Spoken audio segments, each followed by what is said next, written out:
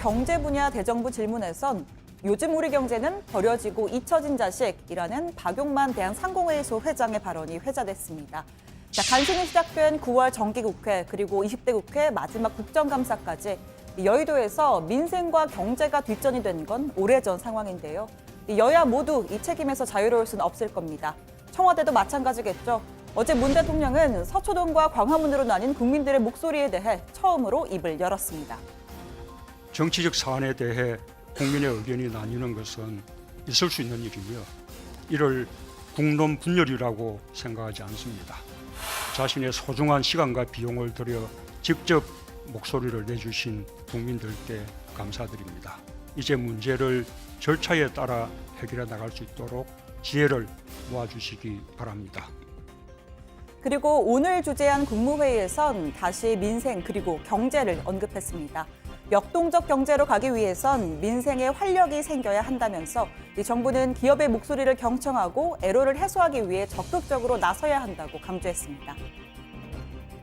노동시간 단축에 대해서도 300인 이상 기업들의 경우 비교적 성공적으로 안착한 것으로 보이지만 내년도 50인 이상 기업으로 확대 시행되는 것에 대해서는 경제계의 우려가 큽니다.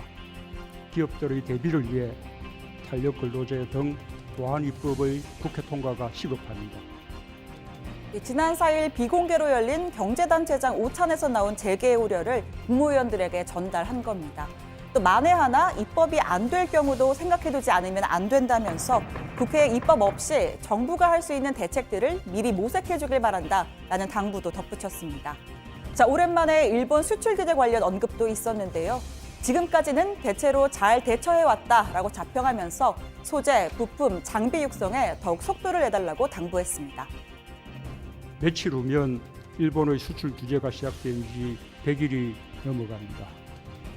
정부와 기업의 신속하고 전방위적인 대응, 여기에 국민의 응원까지 한데 모여서 지금까지는 대체로 잘 대처해왔고 수입선 다변화와 기술 자립화, 대중소 상생 협력 등 여러 면에서 의미 있는 성과도 만들어내고 있습니다.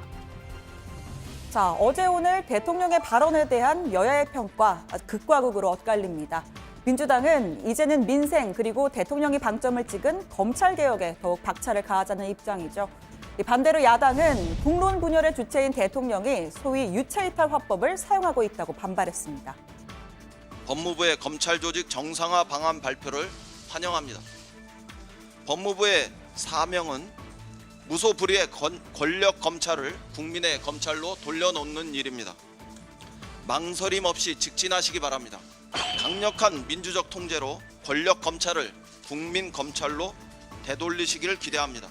국론 분열이 아니라는 말, 상식과 양심의 분열입니다. 유체이탈식 화법입니다. 대통령 책임 회피로 온 나라를 아수라장으로 만들어 놓고 그것을 직접 민주주의로 포장하지 마십시오.